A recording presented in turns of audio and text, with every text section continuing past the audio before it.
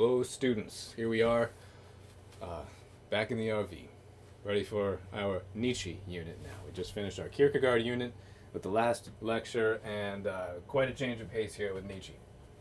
As I've been alluding to this whole course, they are both existentialists, obviously, and yet so that means they diagnose the problem similarly and have similar themes, but radically different answers. I just feel like I have to throw out there, I just tried to record this whole lecture. It was like a couple of hours getting through the whole Nietzsche unit, and then I realized the file was corrupted and nothing actually recorded. So I'm trying again here. I don't know if I have the energy to go through as zealously and thoroughly as I did before. So this might be a bit quicker than I had hoped, but don't worry. I'll get to everything on your discussion sheet, which is all you have to worry about as far as the course is concerned. All right. And just remember, all the discussion sheets are on your Google Doc still. The same Google Doc you've always had all semester, and we've got 2 discussion sheets for Nietzsche. The Nietzsche chapter in your book begins on page 177. And let me read the opening paragraph here. By the middle of the 19th century, as we have seen, the problem of man had begun to dawn on certain minds in a new and more radical form.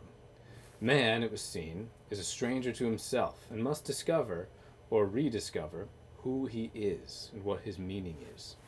Kierkegaard had recommended a rediscovery of the religious order of the self, which for European man had to mean a return to Christianity. But what he had in mind was a radical return that went back beyond organized Christendom and its churches to a state of contemporaneity with the first disciples of Christ. Not that Kierkegaard saying stop going to church, and he's not rejecting organized religion. He's just saying it must be deeper than that in its essence. It must be as if we were disciples of Christ himself from 2,000 years ago. Nietzsche's solution, however, harked back to an even more remote and archaic past, to the early Greeks, before either Christianity or science had, quote, put its blight upon the healthiness of man's instincts. So a quick overview here. Remember, Kierkegaard is also looking back to find a solution moving forward, looking back to Christianity in its pure essence, namely that it's all about the man, the person, Jesus Christ. And philosophically, he looks to Socrates as a hero. The life of Socrates, not just all the Platonic themes that Plato put in the mouth of Socrates, but Socrates himself, the way he approached philosophy and indeed life. Nietzsche says we have to go even further back than that. Nietzsche does not see Socrates, certainly not Jesus, as heroes. He sees them as the villains. Nietzsche wants to go pre-Socratic on us. He wants to go back to Heraclitus. Socrates, with his philosophizing, sought to restrain morally decadent, morally lazy Athens from its hedonistic ways, its money-loving ways. He said, no, you have to discover what is right with your intellect. You need to stop at nothing to discover what is right and true and good. And once you so discover, you have to live in accordance with those conclusions no matter what. That is the just life. That is the life we all must live, Socrates would relentlessly say in so many words. Those are precisely what Nietzsche would call shackles. Nietzsche says those are shackles. That's a slave morality, whether put philosophically by Socrates or religiously by Christianity. It's all what enslaves us. Nietzsche says we need to break those chains. So we'll see how that worked for him, and we'll see how that works for his philosophy in the upcoming minutes here. But first, let's talk about Nietzsche himself, as we always do, give some biographical details. I'll try to remember to talk more loudly when I'm writing on the whiteboard here so you can still hear me. But remember, you're watching a recording. You can pause wherever you want to, turn up and down the volume whenever you want to.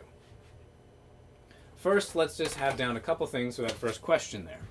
What problem did Nietzsche see, and what was the gist of his solution? Nietzsche saw that man was a stranger to himself. We don't know who we are anymore.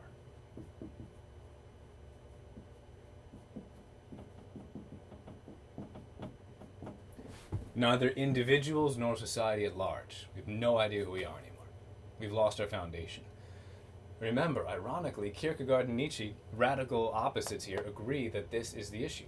They agree that the center, the foundation, the essence, the meaning of society, of Western society for 2,000 years have been Christ.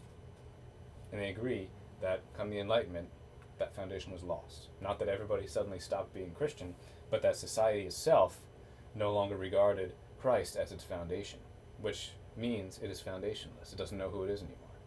Kierkegaard laments that, obviously, and says we need to return to Christ as the foundation. Nietzsche says, no, we need to replace it with the will to power, the triumph of will. Throw off the shackles of morality and define your own good and evil. So rise beyond good and evil, in fact. So he certainly tried that in his own life. And you'll see as we go through some biographical details how that worked out for him. But again, the interesting thing is how much agreement there is on the problem. Nietzsche is not at all like the modern atheists who just kind of want to downplay God and downplay religion and downplay Christianity. It's kind of like we don't need it, it's not important, it was never a big deal anyway. Nietzsche is the radical opposite of the modern atheist in that regard. We'll get to that, as you can see in the last question on your discussion sheet. Man does not know who he is or what his meaning is.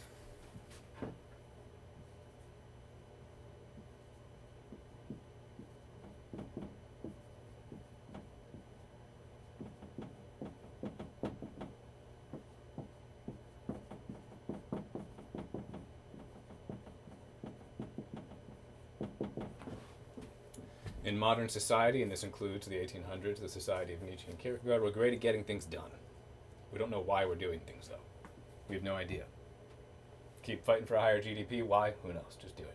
That's the kind of the modern mantra. We don't ask the deeper questions. No, we are radically ill-equipped to even try to answer them. Man must rediscover himself. The gist of his solution here: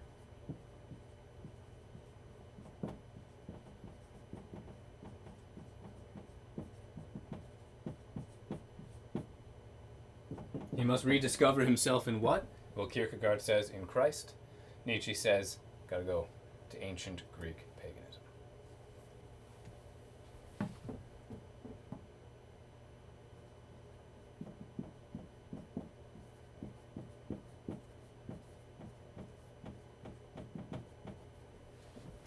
Especially the worship of Dionysus, a certain Greek god. We'll get to Dionysus in a few minutes here. But first, Nietzsche himself.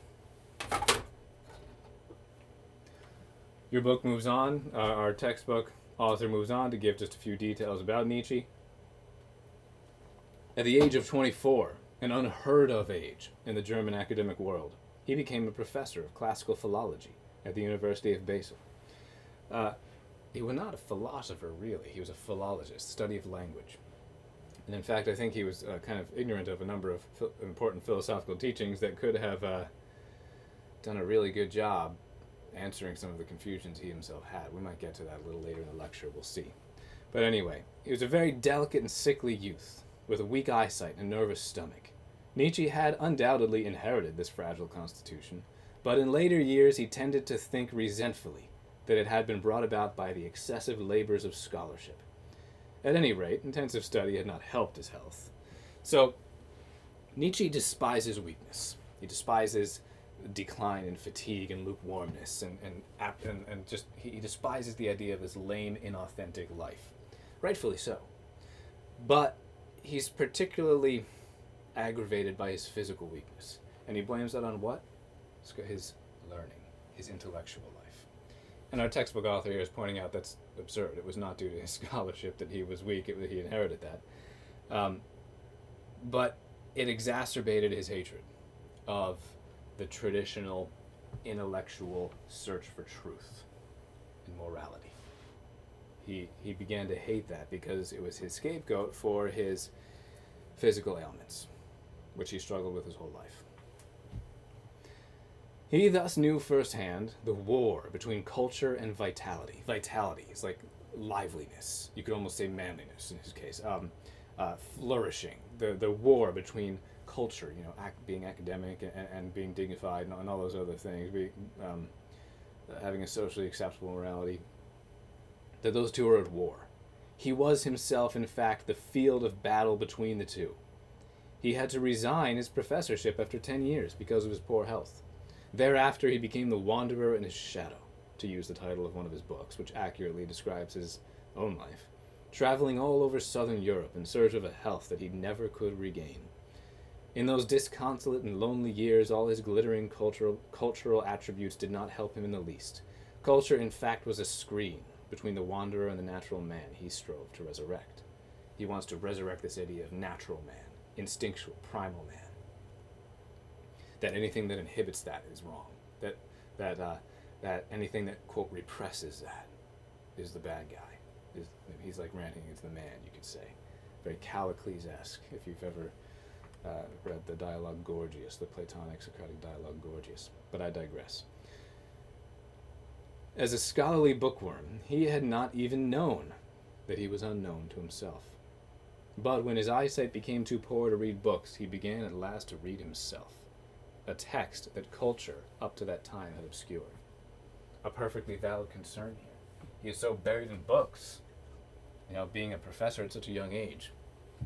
He was so buried in books that he never had pondered himself. And I think that's the case with many, if not most, scholars today. They know all sorts of things about the books they've read. They know nothing about themselves. They are inept in that regard, even if they have a bunch of data crammed into their brains. And Nietzsche realized that problem. And indeed it was a problem. So he seeks to solve it by radically rebelling against, I would say, and I think it's safe to say he threw the baby out with the bathwater, but he's at least rebelling against something worthy of rebellion in some aspects here.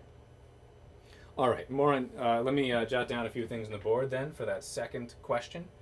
And there's a couple things that haven't come up yet in the reading that I'm going to put on the board. Make sure you have it down if it's on the board. Key details of Nietzsche's personal life and upbringing. He was brought up as a pious Protestant. That'll come up later in the reading. We'll talk about it. It's an important point. He wasn't some angry atheist from day one. Brought up a pious Protestant. Pious meaning devoutly religious.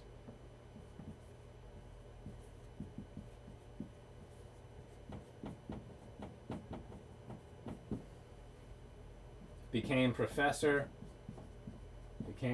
professor of philology, study of language, at age 24.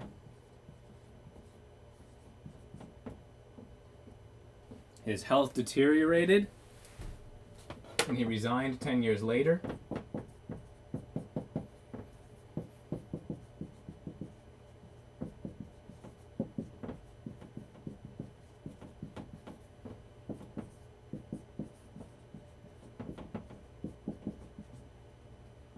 And he blamed that on his studies, remember? We should probably jot that down as well. He blamed this on his studies. And finally, he became increasingly isolated, lonely, and psychotic. That is not an opinion, that is a fact. He did become psychotic until he died in an asylum. He died in an insane asylum at age 55.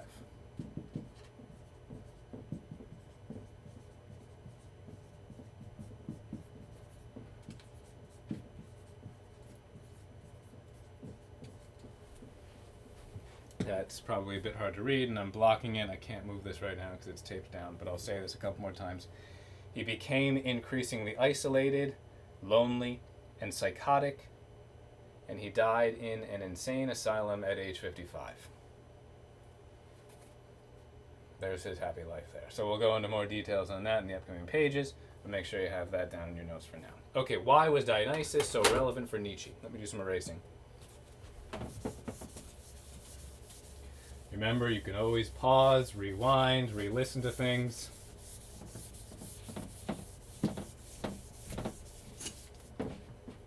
Which you might as well do, because if you raise your hand and ask me to repeat something, that won't work. All right. So remember, Socrates is the enemy for Nietzsche, so we need to go pre-Socrates. We need to go to the days of the pre-Socratics and a really ancient Greek paganism that we see the philosophers of the Socratic age starting to depart from, because it's not seen as noble, as true even. Who was Dionysus? Dionysus was the patron deity of the Greek tragic festivals. So these go very far back. This is before Greek philosophy, the Greek tragedies. You could think back to the ancient, we get lots of our Greek mythology from the Iliad and the Odyssey. That's long, hundreds and hundreds of years before Socrates. These Greek tragedies predate Greek philosophy, but they are still an aspect of Greek academic, intellectual, cultured life. So Dionysus has this cultured aspect to him, this deity, this Greek god Dionysus. But what else is he? He's also the god of drunken ecstasy and frenzy. So why is this god, Dionysus, so enticing to Nietzsche? Because this is, within this god, this Dionysus worship, is the resolution to the tension that he's long observed in his own life and in history in general. That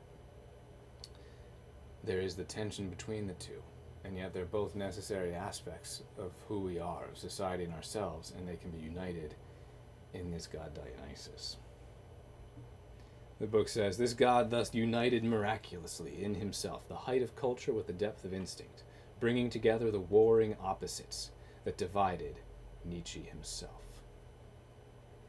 The book repeatedly presents, and I think this is well done, Nietzsche's own life as a simile, as a metaphor, as a microcosm, perhaps, of society. It's actually prophetic, because this book was written in, I think, the 1950s, and that's exactly what happened in the 1960s. The sexual revolution, we went full out Dionysus, didn't we? Dionysus reborn, Nietzsche thought, might become a savior god for the whole human race, which seemed everywhere to show symptoms of fatigue and decline.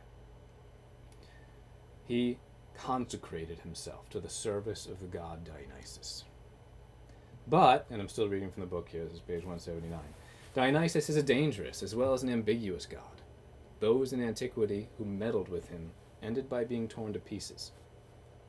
When he took possession of his own followers, he drove them to frenzies of destruction. He was called, among other names, the Horned One, and the Bull by the Greeks. And in one of his cults was worshipped in the form of a bull, who was ritually slaughtered and torn to pieces. So Dionysus himself, according to the myth, had been torn to pieces by the Titans, those formless powers of the subterranean world, who were always at war with the enlightened gods of Olympus. The fate of his god overtook Nietzsche himself. He, too, was torn apart by the dark forces of the underworld, succumbing at the age of 45 to psychosis. It may be a metaphor. He's not saying, the author of the textbook is not saying that's literal. It may be a metaphor, but it is certainly not an exaggeration to say that he perished as a ritual victim slaughtered for the sake of his god. He was Dionysus, metaphorically here. So the question before us now, and I'll put a couple things on the board for that third question down in your sheet in a moment. The question for us now, though, is what was this? Was this fate of Nietzsche's a sacrifice, perhaps even analogous to the other great sacrifices that have been made, to inspire others to do likewise? Or is it a warning that if you do likewise, you will suffer that fate? Well, let's look at society in general. That certainly took Nietzsche's cue. It certainly did. We can see the Nietzschean themes in the post-sexual revolution. Not that that's just one aspect of morality he wants to smash. Modern West. Did it enlighten us? Did it free us? Well, is it mere coincidence that, suicide and depression and anxiety and drug addiction and sexual exploitation and rape and broken homes and the pornification of culture, all that stuff increasing exponentially beyond anything ever seen in history? That's what's happened to our society. Nietzsche's own life suffered a similar fate. So I'll let you decide. Is this a warning or is it an invitation? Nietzsche's life gives us a warning, but it's more than just a warning. There is tons of actual insight to mine out of this, and our textbook does a good job doing that for us. The textbook is not leaving aside Nietzsche's actual teachings. It'll get to those as well. But the author of our textbook, is wise in realizing that the even greater lesson here is not so much what he specifically taught, but it's the witness of his life and what this life of his teaches us. So, let me, without further ado, let me give you more things for your notes. Why was Dionysus so relevant for Nietzsche? The deity of the Greek tragic festivals.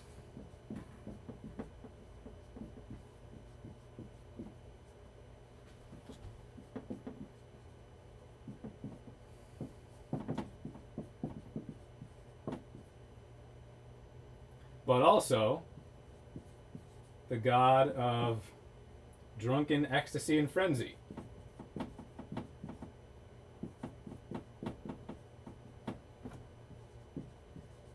Those big, wild, drunken orgies were common in ancient Greece, ancient paganism.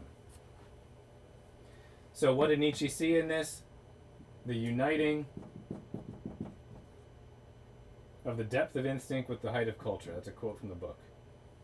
Uniting depth of instinct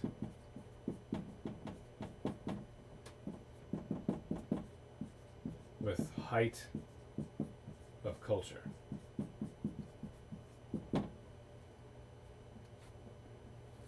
And ultimately, this is not just an inspiration for Nietzsche. Nietzsche sees this deity as the savior of the human race.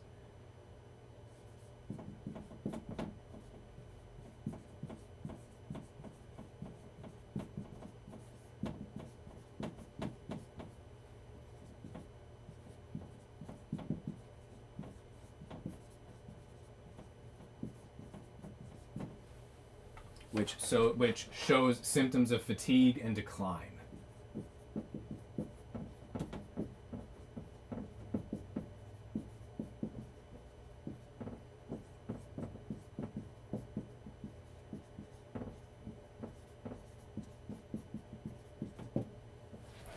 Okay, lots in there. So, as wild as this is, there are not, there are valid, even if you are as anti-Nietzsche as I am, and I make no secret of the fact that I find him to be one of the most sick, twisted individuals who has ever walked the face of the planet, anyone can see, actually, some valid points in here, because remember, Nietzsche just hates weakness. He hates symptoms of fatigue. He hates this lukewarmness. He hates this idea, this repression of human nature, this repression of the zeal and the vigor that should define human life. And he sees moral philosophy, traditional philosophy in general, traditional religion, Christianity in particular, as the causes of this. But he might not be aware that in that particular concern, he finds an ally in perhaps an unlikely source. The Bible. This is from the book of Revelation. Quick quote here. Book of Revelation. These are the words of Jesus. And whether or not you believe that, the point is this is from the Christian Bible, the words of Jesus. Book of Revelation. I know your works. You are neither cold nor hot. Would that you were cold or hot. So because you are lukewarm and neither cold nor hot, I will spew you out of my mouth. For you say, I am rich, I have prospered, and I need nothing, not knowing that you are wretched, pitiable, poor, blind, and naked. So that's the Christian Bible, the words of Jesus himself, saying, man, I wish you were a great sinner instead of being so pathetically lukewarm as you are now. That would be better. He's not saying go be a great sinner. Absolutely not. He's saying that would be better than the pathetic life you're living right now. That's what Nietzsche's saying. He's saying don't be pathetic. And Christianity says the same thing. I don't know if Nietzsche realizes that. Of course, it's better to be great, morally great, great in virtue, great in sanctity, great in a flourishing human nature, But if not that, at least be really bad, because that's better than being lukewarm. That's better than living a lame, pathetic, miserable life. So Nietzsche, I think, goes and throws the baby out with the bathwater, as I said, but his valid insights are right there in the Christian Bible that he despises. There's also one other quote I can't help but sharing. Sorry if I'm droning on about this, but it's a great quote, and it's exactly, I think, what Nietzsche's trying to say. It's from a book called The Screwtape Letters. Very interesting book written by C.S. Lewis, where he writes the book from the perspective of a demon. So the author, it's C.S. Lewis, but he's pretending to be a demon who's giving advice to another demon on how to destroy the soul of the, quote, patient, which is just a person on earth like you or me. And the enemy is God. So here's what Screwtape, the demon, says. This dim uneasiness that your patient feels needs careful handling. If it gets too strong, it may wake him up and spoil the whole game. So remember, if the demon's saying this might spoil the whole game, that's, from our perspective, a good thing. It spoils the demon's plans to destroy the soul. That's exactly what Nietzsche is lamenting, this dim uneasiness, this kind of fatigue and decline, and just lukewarm, just kind of failure of a life. He continues. You can make your patient do nothing at all for long periods of time. You can keep him up late at night, not roistering, not partying, in other words, but staring at a dead fire in a cold room. All the healthy and outgoing activities which we want him to avoid can be inhibited and nothing given in return. So that at last he may say, as one of my own patients said in his arrival down here, I now see that I spent most of my life doing neither what I ought to do nor what I liked to do. Maybe clicking around on Facebook all day or something, watching TV all day. Nothing is very strong. Strong enough to steal away a man's best years, not in sweet sins, but in a dreary flickering of the mind, over it knows not what and knows not why, in the gratification of curiosities so feeble that the man is only half aware of them, in the drumming of fingers and the kicking of heels, twiddling of thumbs, in other words, in whistling tunes that he does not like, or in the long, dim labyrinth of reveries that have not even lust or ambition to give them a relish, but which, once chance association has started them, the creature is too weak and fuddled to shake off.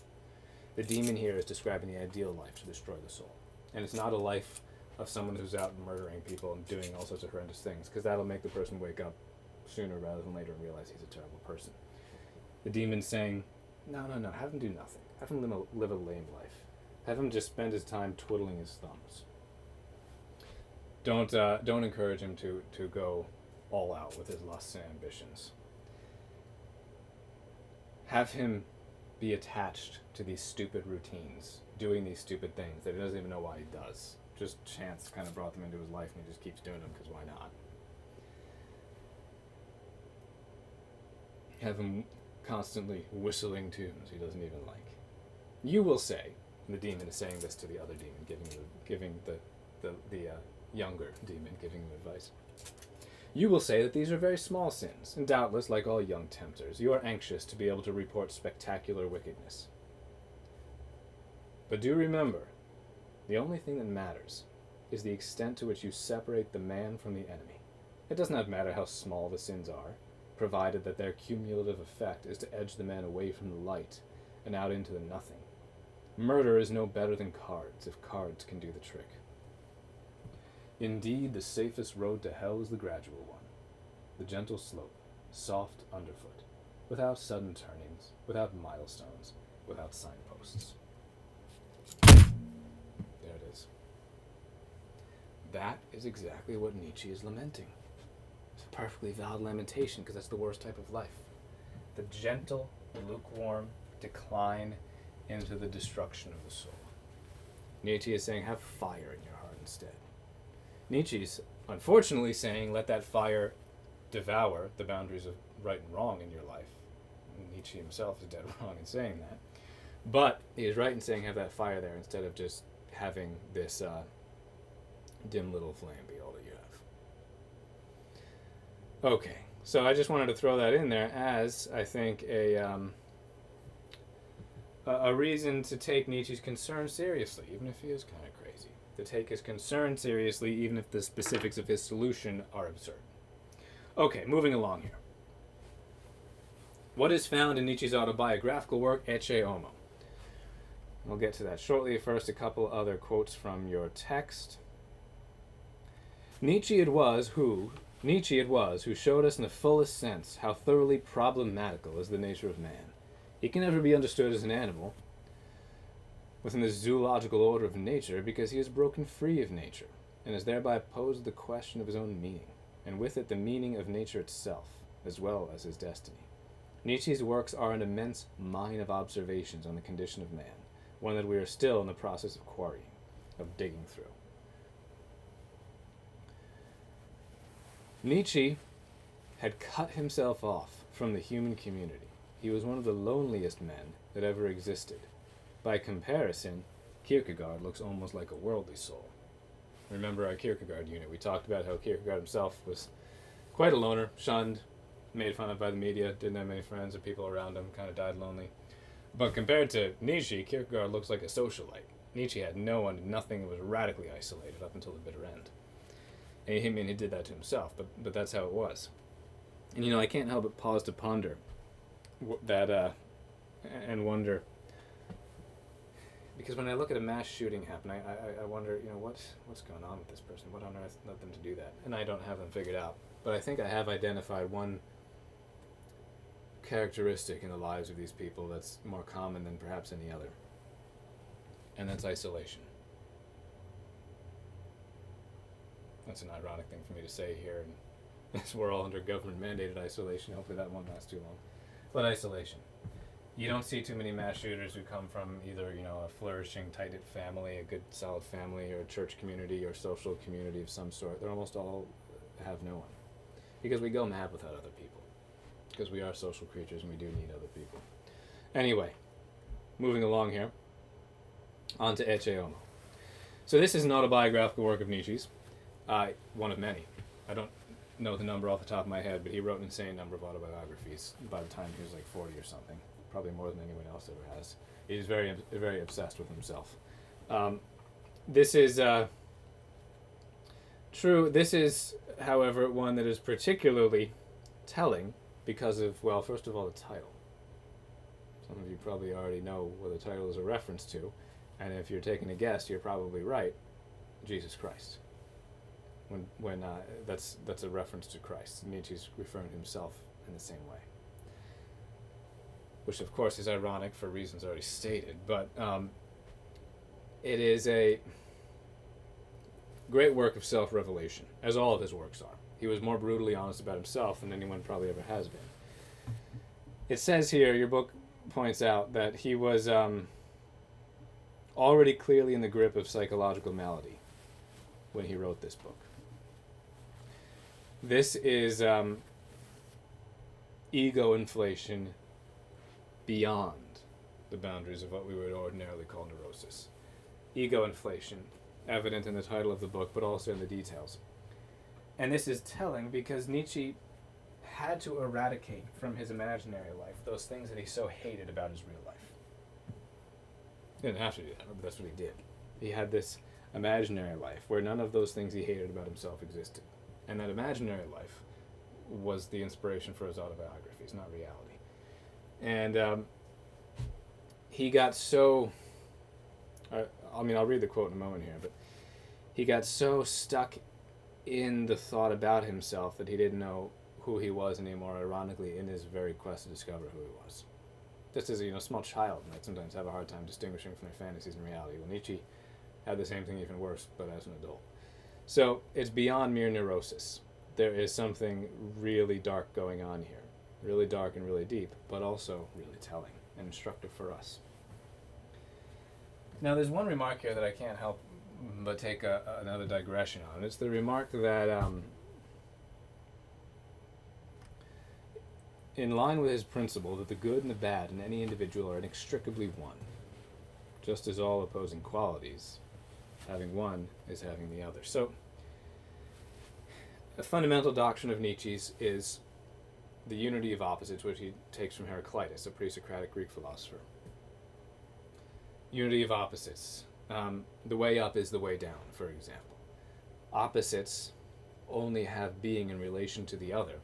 Therefore, to be more one is to be more the other. They are ontologically linked. They are ontologically identical, you could say. And that's well and good for some types of opposites. True enough for some types of opposites. But as I alluded to in the beginning of this lecture, remember, if only Nietzsche did a little more philosophizing, he could have been saved from a number of his errors. Aristotle describes, well, there's a few types of opposites. There's different types of opposites. Left and right, those are relational opposites. Define left. You can't. You can't directly define it. You can only relate it to its opposite. You can only possibly define left in relation to something on the right. So left and right are ontologically united. One is the other. Their opposition is merely one of relation. But that is not always the case with all opposites. Light and darkness. Light does not need darkness. Left needs right, and right needs left, but light does not need darkness. Because darkness is not an opposite. Darkness and light are not opposites of relation, they're opposites of privation. I'm not going to test you on this, by the way. Darkness only even has any existence whatsoever in relation to the boundary of light that it, as it were, clings to. So you can't even refer to a given shadow, for example. Do I have a good one here? I mean, I don't have a very clear shadow here, but darkness, that given shadow, you can only even make reference to it. You can only even begin to comprehend the existence of a given individual shadow by tracing out the boundary of light that defines it. It needs the light to exist. It has no meaning outside of there already being light.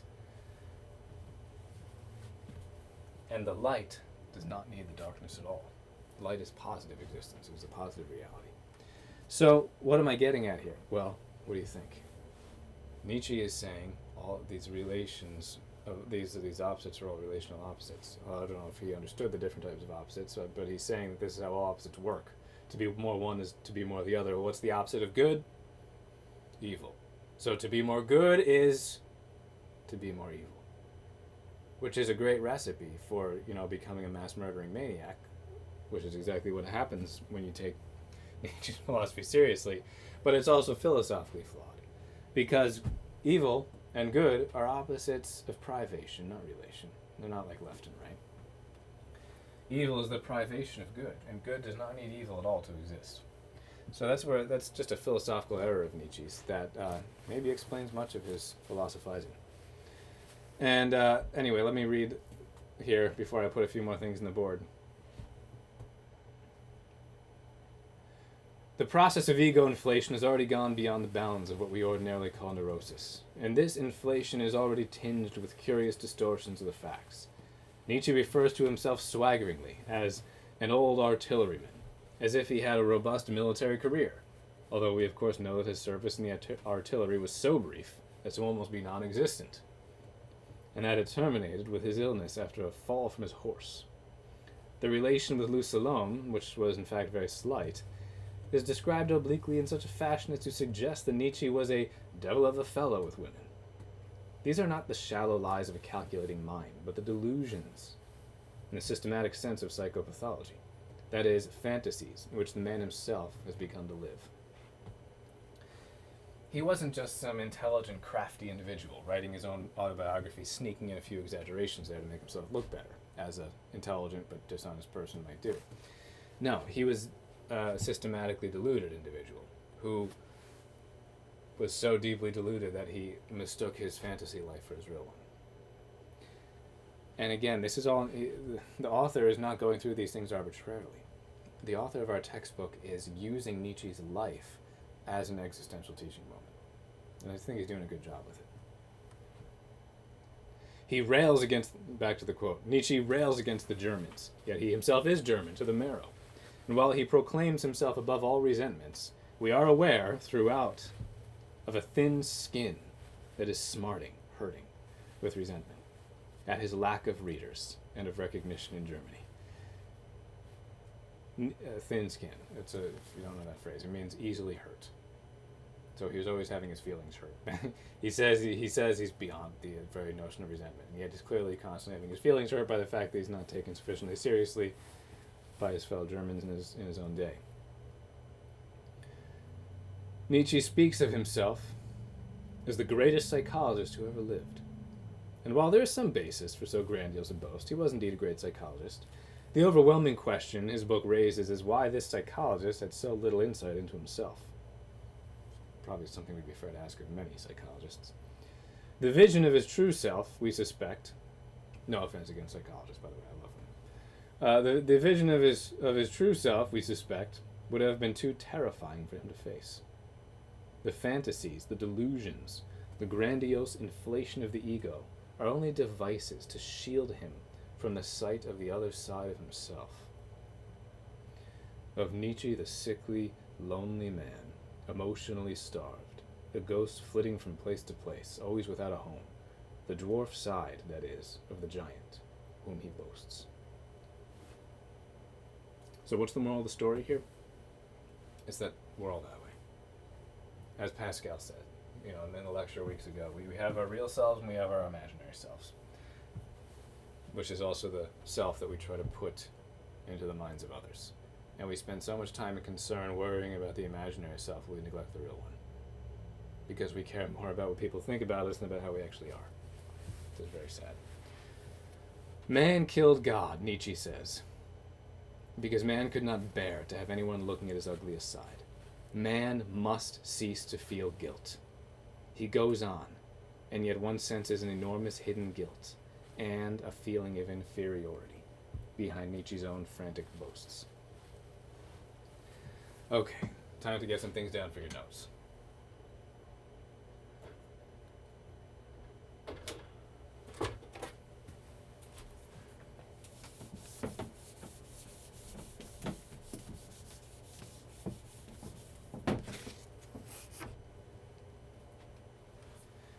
What is found in Nietzsche's autobiographical work, Ecce Homo? Ego inflation. Ecce Homo, by the way, is Latin for behold the man. It's a reference to Christ. Ego inflation beyond the bounds even of neurosis.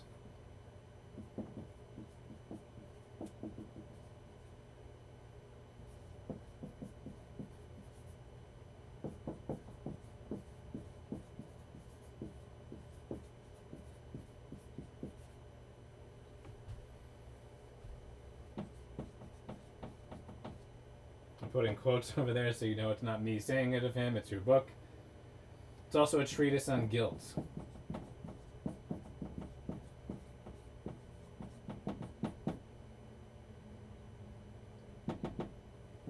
Saying that we will try anything to overcome it.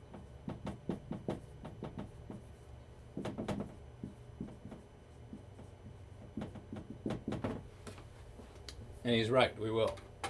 Why? Because we don't want to be in pain, and guilt is the absolute worst possible pain by far. You might not believe me when I say that if you're not feeling guilty right now, but you will next time you do feel guilty. If you ever do. You won't ever feel guilty if you don't do the wrong thing, but think back. Maybe you're committing some injustice right now. I hope none of you are. But if you're in the habit of committing some injustice in your life, think back to when you started. Think back to how you felt when you laid your head in the pillow at night when you started doing that. That was far worse than any sickness you've had or injury you've had or anything like that. And you know it was. And we all know it is. We all know that guilt is the worst pain. So we'll stop at nothing to get rid of it. Now there's two fundamental ways of getting rid of guilt. As you might suspect, Nietzsche advocates for one, Kierkegaard advocates for another. Nietzsche says eradicate the source of it.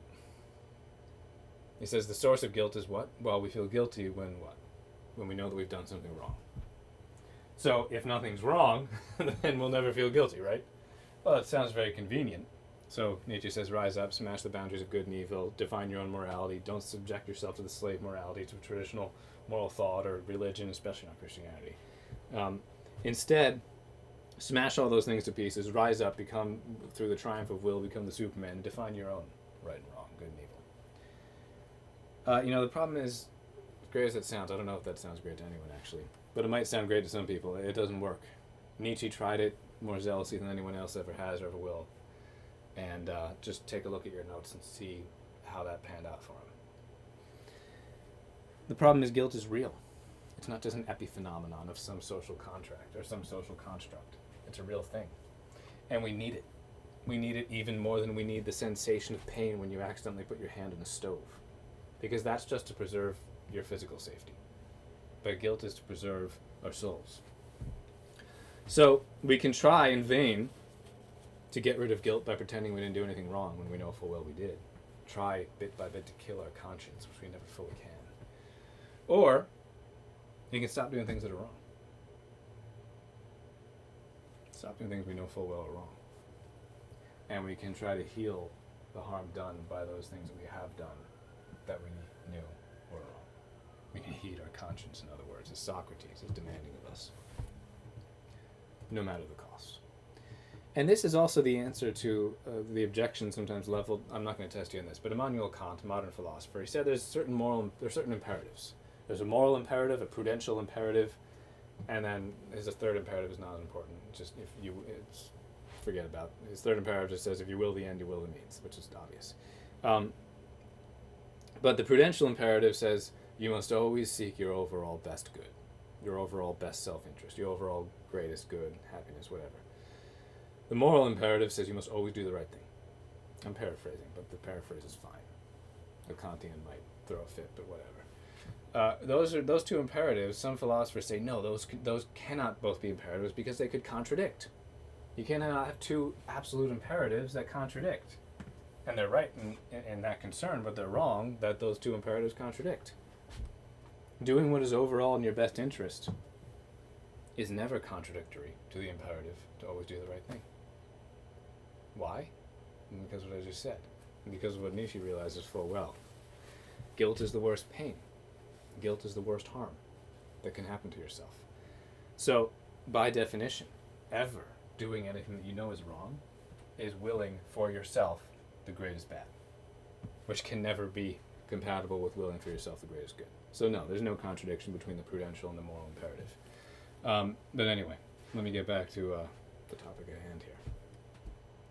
The title of the book itself, Ecce Homo, Behold the Man, the words of Pontius Pilate spoken about Christ, supplies a definite clue.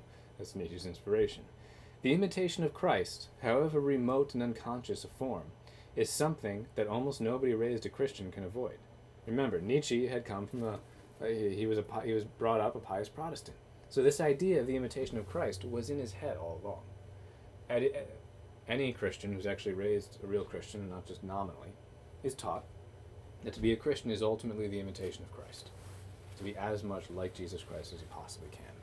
Always and everywhere and in everything. That's in Nietzsche's mind, but it gets kind of contorted in this strange way as he grows, and it gets combined with this idea of Dionysus, and he starts seeing himself as this type of Christ figure, but then he eventually calls himself the Antichrist towards the end of his life. He wasn't the Antichrist, don't worry, but he said he was. But anyway, I'm going to skip through a bunch of things in the book here for the sake of time. It's all very interesting, but let's get cracking here. All these self-revelations that we have been discussing, it might be said, reflect nothing but a pathological process, therefore should be best left to one side while we discuss the philosophic ideas of the thinker. Unfortunately, nothing in life is nothing but. Nietzsche was engaged in a process of tearing himself loose from his psychological roots at the very moment in history that Western man was doing likewise. Only the latter did not know it. Our textbook's author is saying, no, we must analyze these things, because what Nietzsche was doing to his own life is what society was doing to itself. But Nietzsche realized that's what he was doing. Society didn't. So we can look at what post-Enlightenment modern West has done and is doing to itself, and we see the mirror of that in Nietzsche's life. Our textbook's author is saying he's right. Now, some maybe find that exciting, some find that terrifying. If we look at what happened to Nietzsche, I think you would be much better off considering it terrifying, but it's accurate at least. He sees himself also as the first real atheist. He has no respect for the other atheists of his day because they don't get it at all, according to Nietzsche's own standards. And this brings us to the last question on our sheet. Let me do some erasing.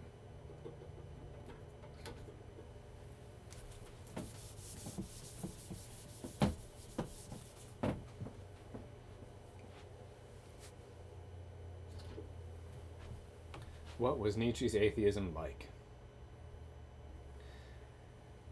Well, how do most atheists that you've come across, approach atheism? In my experience, it's mostly an approach like this. Oh, religion, that's all just kind of old superstition, and we don't really need it anymore. It's just not a big deal. It's not really important. It's irrational. We can be moral without it. And, we've got studies now that are giving us answers that we didn't have before. And thank goodness for studies. And, they'll go a lot of things like that. Nietzsche would just vomit if he heard any of that stuff. Because for him,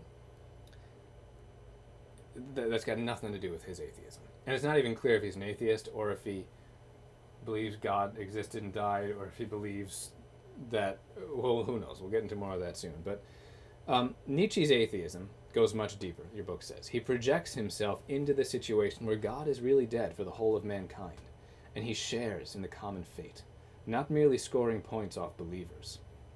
Section 125 of The Joyful Wisdom, the passage in which Nietzsche first speaks of the death of God, is one of the most heart-rending things he ever wrote.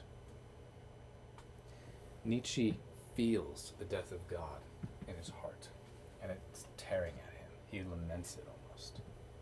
He is mourning God. God, remember Nietzsche saying here, God is dead. God was everything. And where is he now?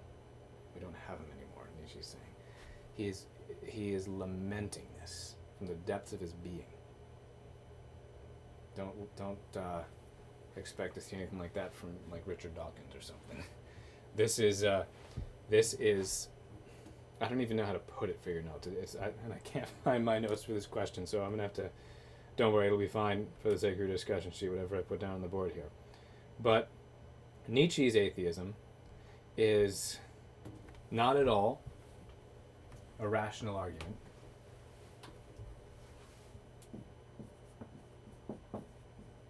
Not based on rational argument.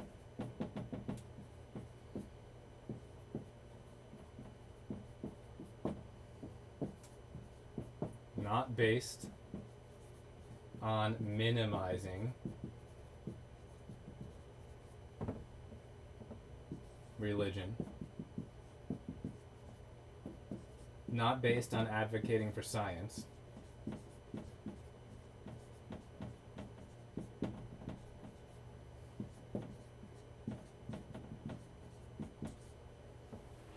Not at all. The man who has seen the death of God, significantly enough, is a madman. I'm reading this from your textbook. I'm sorry, I would have my notes just in front of me here, but I'm locked out of my office, not even faculty allowed on campus, so I'm stuck here using a scan of my own lecture notes I made a long time ago. He cries out his vision to the unheeding populace in the marketplace, asking the question, do we not now wander through an endless nothingness? Here we are no longer dealing with the abstractions of logical argument, but with a fate that has overtaken mankind. Nietzsche is lamenting the death of God. This means everything to him. This isn't just some idea finally we can kind of outgrow bit by bit because it's just not important, like an old myth that we believed as children or something. No, he's more honest in his atheism than most Christians are in their Christianity. Because most Christians in their Christianity are nominal and lukewarm. They haven't even taken a step back and considered the fundamental claim of Christianity. And they go about their lives like an atheist. Most Christians are de facto atheists because the fact that they're Christians has no effect in their lives. So Nietzsche is at least being honest here with this deep lament from the heart. That once Christ was the foundation and now my life, society, whatever, has no foundation. What are we? What am I? Where do we go from here? What now? That is an honest cry from the heart. And a valid diagnosis. I'm not saying I agree that God is dead, that doesn't even make any sense. But it's a valid diagnosis of what society had done to itself, at least. And for a Christian who goes about still calling him a Christian but pretending everything's just fine and good, Nietzsche's more honest than that. Nietzsche, in this lamentation at least, is too honest to act that way. He realizes how monumental the changes of the modern era are, even when most people will not acknowledge that. Why is he more honest than the lukewarm Christian? Well, the lukewarm Christian, as I said, hasn't considered the fundamental claim of Christianity. He lives as if it doesn't really matter.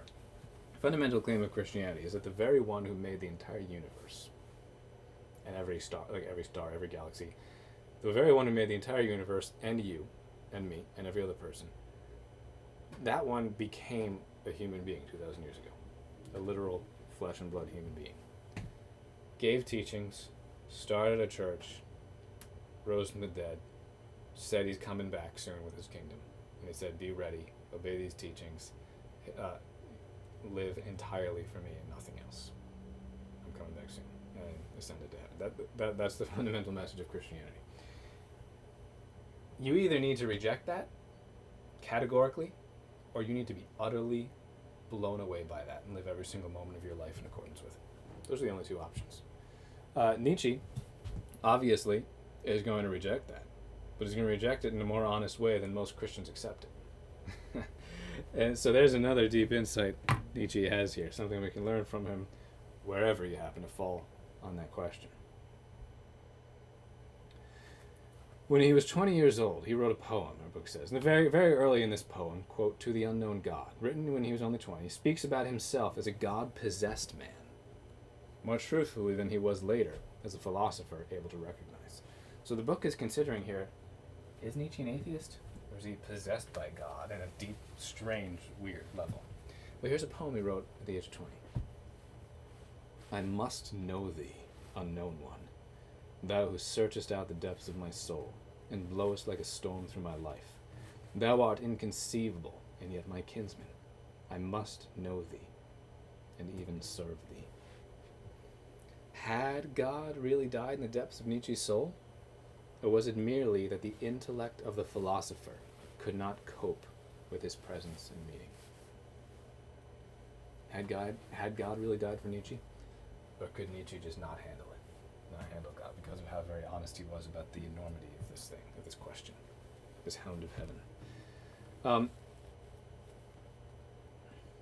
Nietzsche's atheism reveals, this is from the book, Nietzsche's atheism reveals the true meaning of God more effectively than a good many official forms of theism, meaning belief.